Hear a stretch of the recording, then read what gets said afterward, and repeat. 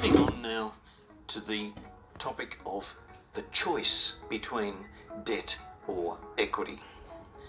And in the introduction to this topic, we were discussing the fact that as a business grows and needs to raise funds to finance that growth, that there's a fundamental choice between debt or equity. So in this conversation, once again, the context is growth.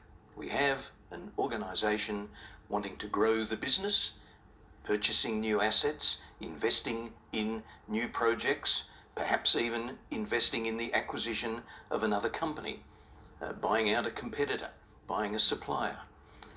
So the context is growth. And the choice for the board of directors is typically, do we finance that growth using debt or using equity? Now, in Australia, when you borrow money from a bank or borrow money from a lender, whether it be a finance company or a leasing company, the interest rate on the funds that you borrow can be claimed as a tax deduction. Right? Very important, critical point to recall that say I borrow money from the bank at 6%. Because I can claim a tax deduction for, say, 30% of that, then after tax, that 6% only costs me about 4%, because I can claim a tax deduction for 30% of that 6%. 30% of 6% is 2%, so 6% before tax, 40% after tax. So borrowings, debt, after tax is cheaper than before tax because we can claim a tax deduction. But this is not the case for dividends. If a company pays a dividend of 6% to its shareholders, you cannot claim dividends as a tax deduction in Australia. And therefore, if you borrow at 6% from the shareholders, paying a dividend of 6% to the shareholders, it's going to cost you 6% before tax and 6% after tax.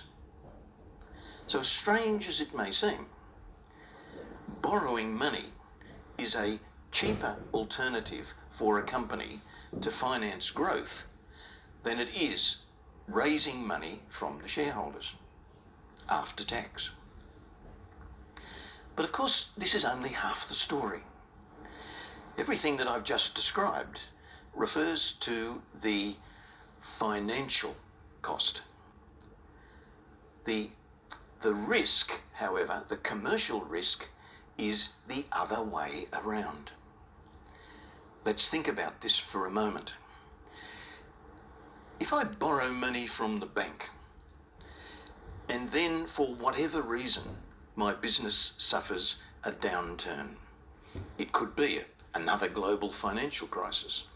It could be the entry of a new competitor into my industry. It could be a natural disaster. It could be anything.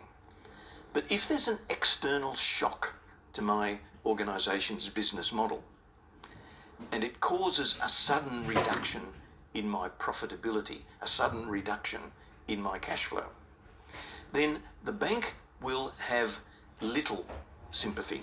The bank will still expect that repayments of the loan occur on the due date.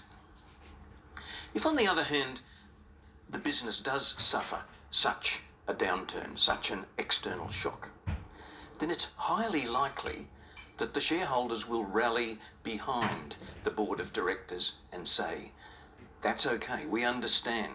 This is an external shock that we were not expecting. It might take 12 months to work our way through this. We'll stick with you. We'll leave our money invested in the company, and we'll be with you on the journey until we come through this bad patch. So, on the one hand, debt is cheaper than equity after tax. But on the other hand, there's a lot more risk attached to debt than there is to equity, because the bank will have very little sympathy. The shareholders are highly likely to stick with you through a bad time.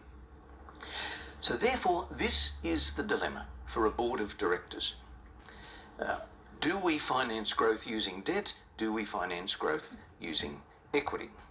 So what the board of directors is actually doing is they're balancing the financial advantage of using debt with the financial risk of using debt. And we talk about boards of directors having a particular risk appetite. And it does not follow that a board of directors has a constant risk appetite. You might find that immediately prior to to Australia's annual budget being handed down by the government, that a board of directors might have a risk appetite which is different to what they might have in the weeks following the announcement of the federal budget, for example. If interest rates suddenly were to change, if the Reserve Bank were suddenly to change interest rates in Australia up or down, that might suddenly change the board's risk appetite.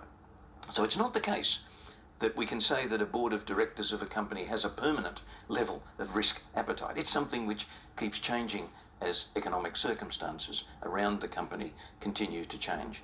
But it's important for you to keep in mind that just because debt is cheaper than equity, it doesn't follow that all growth should be financed by debt, because a board of directors has this onerous obligation, this big task, this huge challenge, to make sure that they keep finding the right balance between what's the cheapest source of finance and what's the least risky, in a commercial sense, source of finance. So this constant debate, debt versus equity, confronts board of directors all the time. And it will confront you as you continue to work your way through this topic and the next topic.